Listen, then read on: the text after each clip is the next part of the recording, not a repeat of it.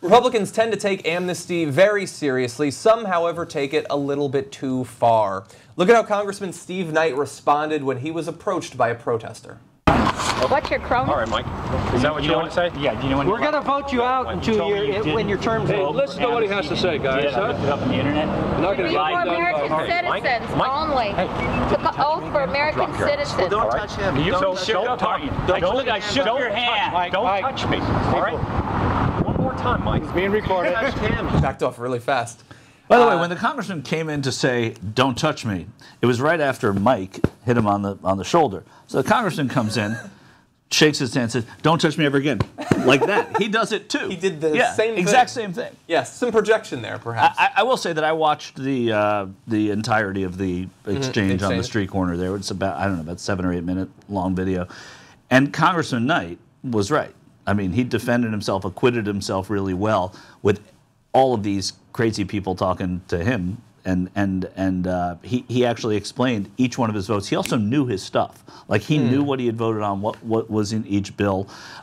He should have voted for amnesty because it's a good thing, but he really defended himself with those people, and they seemed even nuttier after he walked away. So this is part of an open house of the congressman was having, right? Congress on Your Corner. Is that what it's called? Well, that's what they're typically called. That was Gabby Giffords when that tragedy happened. It was at a Congress on Your Corner event. So perhaps they've renamed them, but that's what those have always been called. So they were coming into I've seen video of what preceded this confrontation, and the video that preceded it was those group of people were being they would go to his office and they were screaming at him about his vote on immigration. And they wouldn't listen, and they just wanted to make noise, and then so there's a lot of people coming through. They're coming to see our congressman, and there's an open house, and so they're like, okay, he did talk to him for a little bit, and then he tried to answer them. He's like, okay, you guys have had your 5 minutes, we have to move on, I've tried to answer your questions, nice to meet you, and they wouldn't leave. And they kept getting louder and louder, and then when the security came in and said, then they start screaming, don't touch me, get your hand off. So they made a huge deal.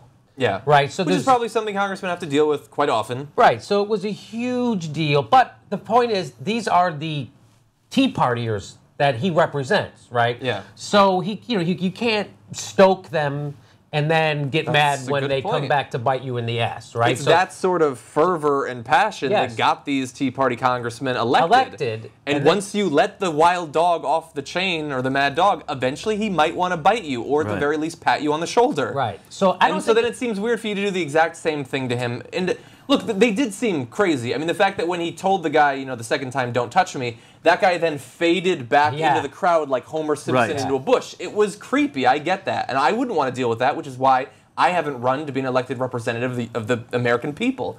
But he has. And so when you know that you're being taped, to say that you're going to drop someone, unfortunately, the situation is that as a Republican, it's probably going to help him. He's going to put out a blast email saying, they're attacking me for my votes, so he's going to raise some money. But he did threaten someone. And the guy had just shook his hand. He patted him on the shoulder. But did you see how he shook his hand? He gave him the fuck you shake? Yeah, well, so like if you play that again, Michael, give me your hand for just a second. We have a slow-mo So normally we would shake like this, but that guy has his hand, so he's doing this to him. He's doing this. So play that video again, and you'll see. Jimmy, if you touch me like that again. So let's see how he's got his hand. Oh, he is pulling it in. Yeah, see how he's got it, and he's like fucking. Look what he's doing. So I think it was more the handshake that pissed him off than that. Yeah. It reminded me, did you guys see in I think it was in the Going Clear, the handshake between Miscavige and Yes, I did. That was a little bit more aggressive, but they both seemed consensual at the very least. And you also see what's at play here with these Tea Partiers, too. You heard one person say, we're going to vote you out in 2 years. They just voted him in. Just voted him in.